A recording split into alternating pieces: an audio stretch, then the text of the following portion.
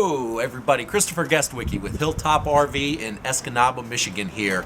I want to do a little refresher course with you all.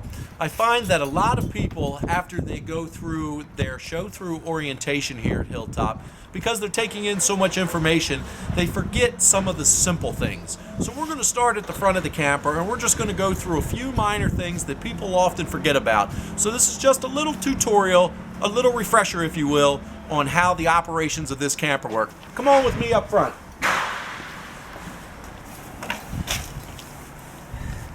The first thing I want to point out is the spring-loaded coupler lock.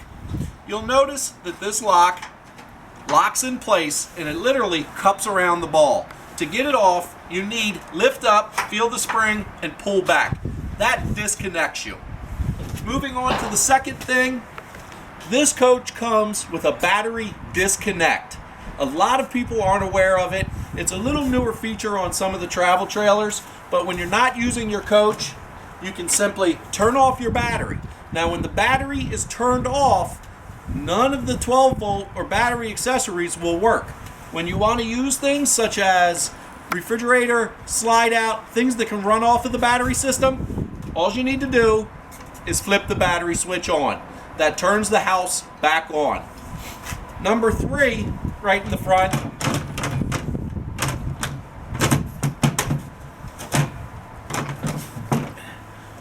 we have your twin 30-pound LP tanks.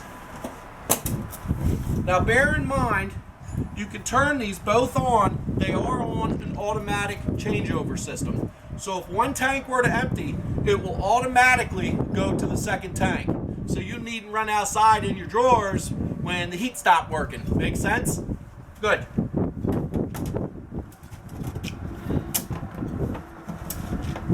And lastly, in the front here, we have an emergency brake. You'll see this cable. Come on over here and zoom in if you will, Jeremy. This cable needs to be hooked to the actual ball of the truck. This is a safety cable. What it does, if you are to break away, that little key pops out and it automatically sets the brakes on. It stops this trailer right now. Something very safety minded. Put it on all the time. Now come on up here with me.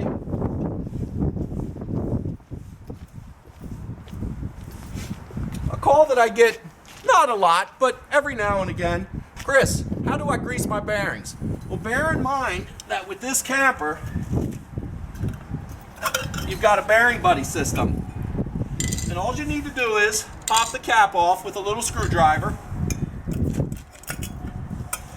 and then pull the black safety cap off, and you'll notice, if you'll zoom in right here, there's a little grease fitting. You give it 2 squirts every 3,000 miles. Just like the grease fittings on automobiles, you don't want to over grease them or you will blow the seal.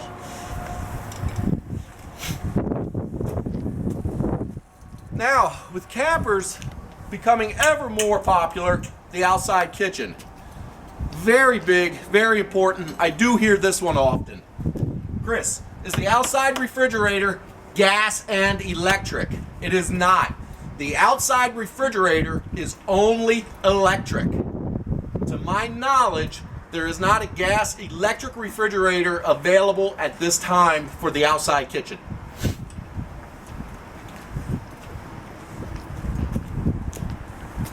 Another question, it's a minor detail so maybe it's overlooked, but people with the outside kitchen, they have the outside cook center.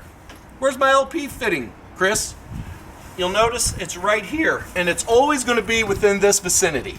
Always. And that's so you could put your grill together and cook. Come on around here with me.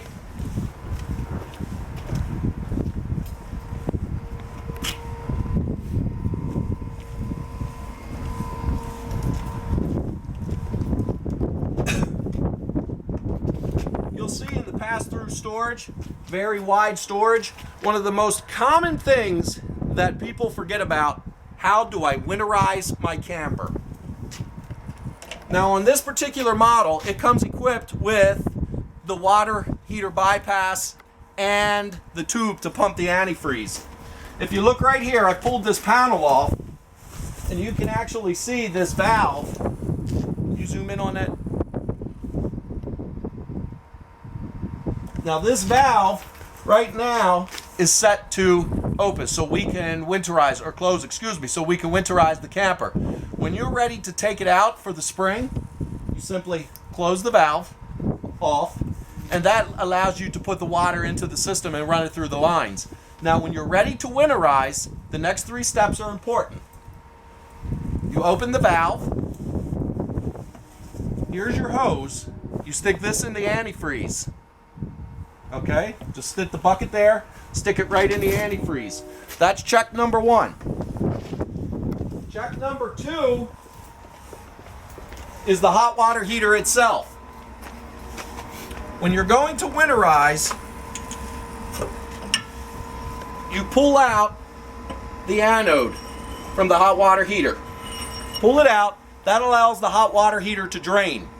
Big problem. If you don't pull it out, it's got hot water, or it's got water in it. You set it outside, it will freeze and it will crack. And then you're going to have to put a new hot water heater in. So make sure you remove this and drain the hot water heater. Now, step number 3.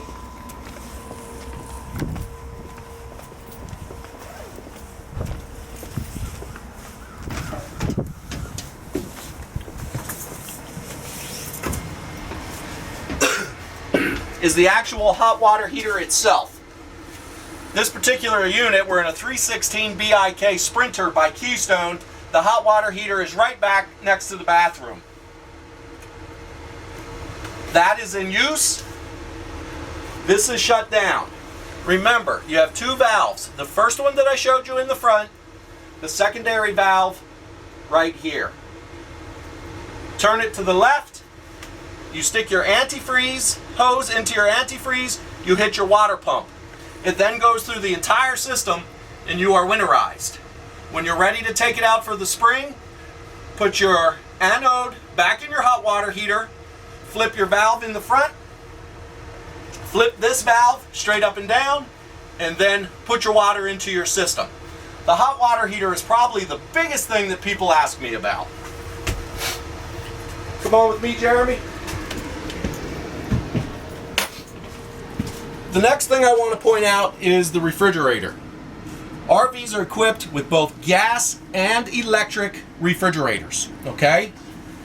Now, you'll notice this button right here, it says gas, and it's extended.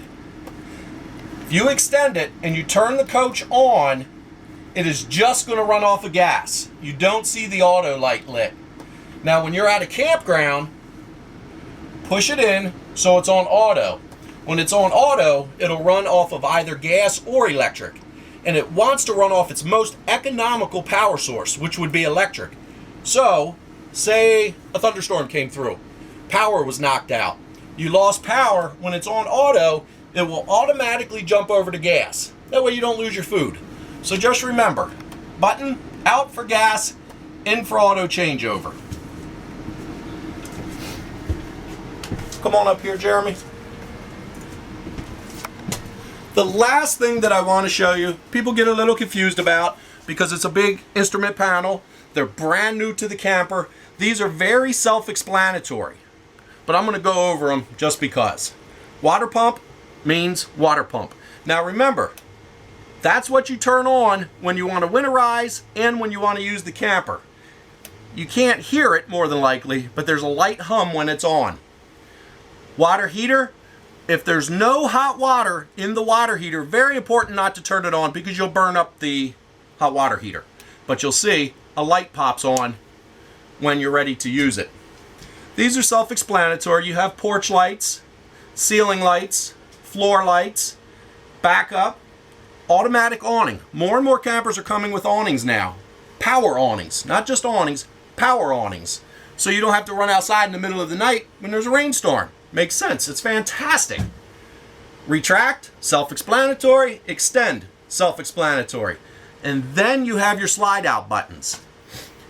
This was just a very quick tutorial on a couple of the simple functions that people forget about with their new camper.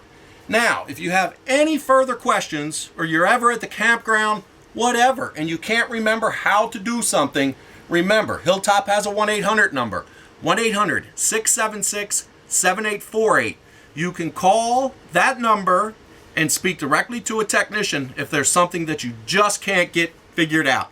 Okay? Thank you very much for your time and have a great day.